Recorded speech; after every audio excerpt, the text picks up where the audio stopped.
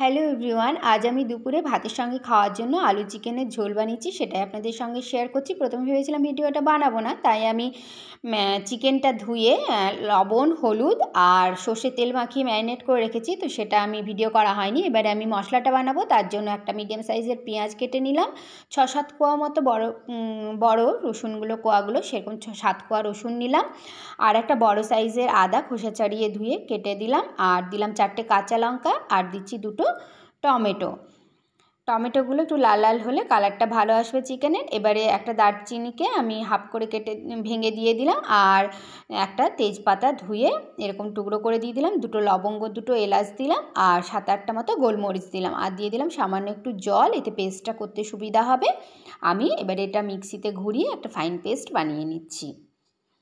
আচ্ছা, মশলার পেস্টটা হয়ে গেছে। এদিকে ওভেনে কড়াই বসিয়ে কড়াইটা গরম করে 4 চামচ, বড় চামচে 4 চামচ সর্ষের তেল দিয়ে দিয়েছিলাম। আলুগুলো ভাজবো, তার জন্য হাফ চামচ লবণ দিলাম। এবারে এই আলুগুলো খোসা ছাড়িয়ে এরকম হাফ হাফ করে কেটে নিয়েছি, আলুগুলো সব দিয়ে দিলাম। আমি হাই ফ্লেমে এই আলুগুলোকে লাল লাল করে ভেজে নেব। তো আলুগুলোকে উল্টে পাল্টে আমি একেবারে গোল্ডেন কালার আসা পর্যন্ত ভেজে নিয়েছি। এবারে এই আলুগুলো গোল্ডেন কালার হয়ে এসছে, একটা খুব সুন্দর কালার চলে এসছে। আমি এগুলো তেল ঝরিয়ে তুলে নিচ্ছি। ওই তেলেই দিয়ে দিচ্ছি হাফ চামচ চিনি। চিনিটা একটু লাল লাল হয়ে এলে আমি এতে দিয়ে দিলাম 2টো বড় সাইজের পেঁয়াজ কুচিগুলোকে লাল লাল করে ভেজে নিচ্ছি। এগুলো লাল লাল করে ভাজা হয়ে গেছে, এটা একটা সুন্দর কালার চলে এসছে। এবারে আমি এই যে 1.5 চামচ লবণ, 1 চামচ হলুদ আর 2 চামচ সর্ষের তেল মাখিয়ে এটা ম্যারিনেট করে রেখেছিলাম চিকেনটা, এই চিকেনটা আমি কড়াইয়ের মধ্যে দিয়ে দিলাম। এবারে মিডিয়াম টু হাই ফ্লেমে চিকেনটাকে আমি একটু ভাজা ভাজা করে নিচ্ছি। তো এটা কিছুক্ষণ আমি এরকমভাবে ভাজলাম, 5-10 মিনিট। তারপরে আমি এতে দিয়ে দিচ্ছি মশলা, যে পেস্টটা বানিয়েছিলাম সেই মশলার পেস্টটা এর মধ্যে দিয়ে দিলাম। এবারে চিকেনটাকে মশলার সঙ্গে কষিয়ে নিচ্ছি মিডিয়াম টু হাই ফ্লেমে। এতে দিয়ে দিলাম মশলাটার জন্য দিয়ে দিলাম হাফ চামচ লবণ, আর দিলাম 1 চামচ জিরে গুঁড়ো আর হাফ চামচ ধনে গুঁড়ো। সব কিছুকে ভালো মতো কষিয়ে নিচ্ছি মিডিয়াম টু হাই ফ্লেমে। তারপর এরকম কষানোর পরে যখন দেখব মশলাটাও খানিকটা মিশে গেছে, মানে 10 মিনিট এরকম হয়েছে, তারপরে আমি এটাকে একবার করে ঢাকা দিয়ে দিয়ে মিডিয়াম ফ্লেমে এটা ঢাকা দেবো, আবার খুলবো, আবার ঢাকা দেবো, এরকম করে আমি এটাকে নাড়াচাড়া করে কষিয়ে নেব।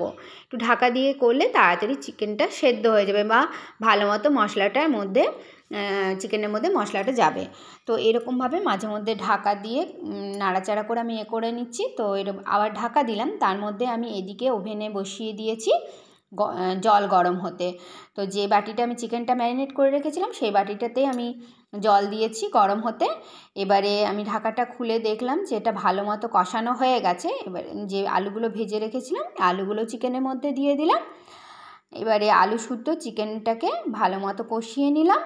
এবারে আলুগুলো ভালো মতো মিশে গেছে মশলার সঙ্গে। এবারে যে জলটা আমি গরম করে রেখেছিলাম গরম জলটা এর মধ্যে দিয়ে দিলাম। এই এতটা জল দিচ্ছি এখন মনে হচ্ছে, কিন্তু যেহেতু আলু আমি বেশি দিয়েছি তার জন্য এই আলু কিন্তু জলটাকে টেনে নেবে, আর আমাদের বাড়িতে একটু ঝোল খেতে সবাই পছন্দ করে, তার জন্য আমি জলটা বেশিই দিলাম। তো আমি 45 মিনিট পর ঢাকাটা খুলে দেখাচ্ছি। মাঝে কিন্তু আমি 1-2 বার ঢাকা খুলে নেড়ে দিয়েছিলাম চিকেনটাকে। এবারে আমি দিয়ে দিলাম সামান্য গরম মশলা, আর দিয়ে দিচ্ছি ধনেপাতা কুচি।